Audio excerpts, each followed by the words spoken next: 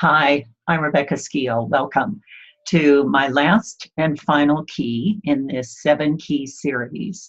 I named it 7 Keys to Make Your Life a Heaven, and this is key number 7, and it's about making different choices. This is my book, You Can Make It Heaven, and what I've done over these video series is to really tease out some keys that are sprinkled throughout the book to assist you if you are wanting to create a life that has more abundance, more loving, and a life that feels more on purpose for you at this time.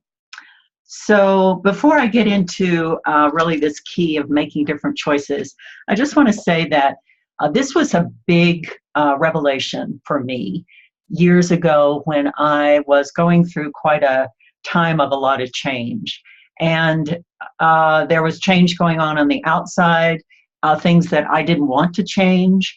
And there was also change going on the inside. And this was a real revelation to me that I could make different choices, because a lot of times when change comes in our life, especially if it comes from the outside, we don't realize that we have the opportunity to make different choices. Sometimes we can feel, at least I did, that change was forced upon me, that I was a victim, that I really felt stuck and kind of between a rock and a hard place, as they say, and kind of kicking and screaming going into the change that was upon me. I talk a lot about my story here in the book. But what I began to discover through my own personal work and really opening up to learning some new ways of working with myself is that I did have a choice, and what those choices were. And a lot of times it's more than one. So I turned to the page in my book where I talk about making different choices. And there were 3 areas that at that time when I wrote the book that I was really focusing on. The first area of choice is to honestly take stock of your life. And a lot of times we don't want to do that, do we? We want to kind of put our head in the sand and not really look at what's working and what's not working.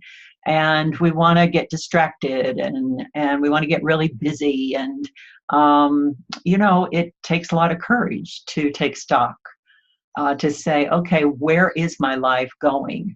Am I asleep at the wheel? Or am I consciously directing myself into situations, circumstances, relationships that really serve me? Or have I gone to sleep?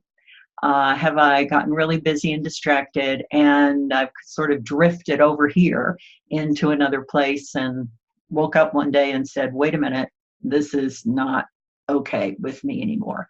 So that's the first place that you might want to look for yourself as far as a new choice.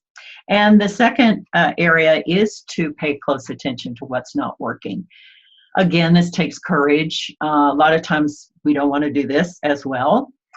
And yet, if we know how to be with ourselves when we are looking at a situation, a circumstance, a relationship that's not working, if we know how to be loving and compassionate inside, then we can take stock and we can look at something that's not working for us in a kinder, gentler way, which is what the book is really all about. It's about what I call self-mastery, and mastering ourselves in a way that we approach our life and everything in our life with kindness, with compassion, with loving and acceptance.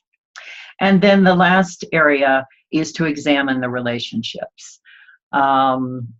This again can be something that might be difficult to do, may be awkward to do in our life, and yet our relationships with people and with ourselves is crucial to supporting ourselves in having the kind of life we want. And if we have relationships that are toxic or in some way really unbalanced, then this can create all kinds of drama and trauma in our life that we'll fill ourselves up with emotionally, pull us into out of balanceness and obsessive thinking and all this kind of thing.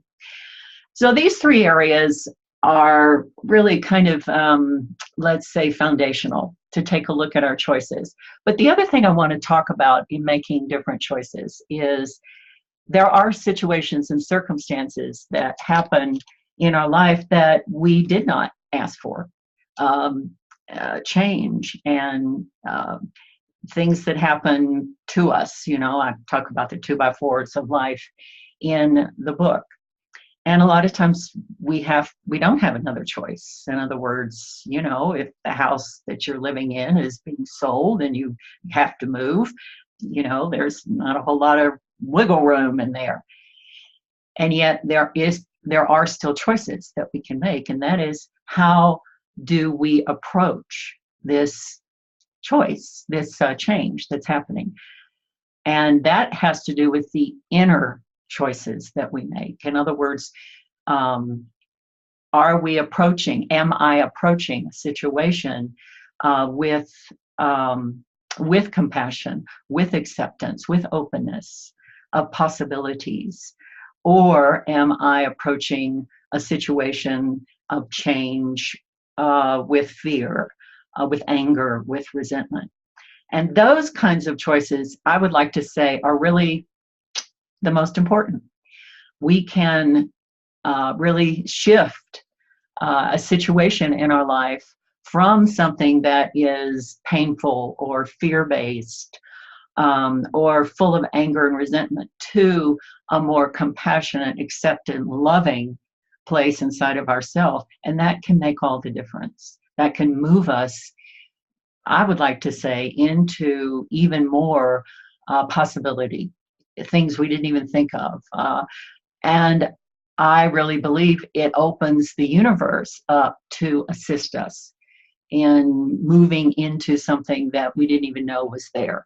And I'm sure you know the old saying that when one door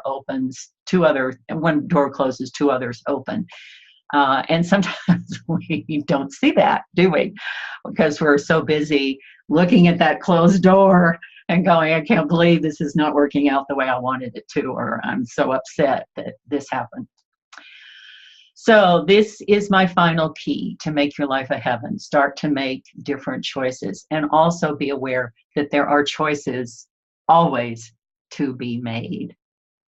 So if you have found this video series, I want to thank you for watching all the keys, or maybe you're just watching a few that appeal to you. And my book, You Can Make It Heaven, is actually available on Amazon as an ebook. And look for a new edition coming out soon. So until next time, bye for now, and blessings to make your life a heaven.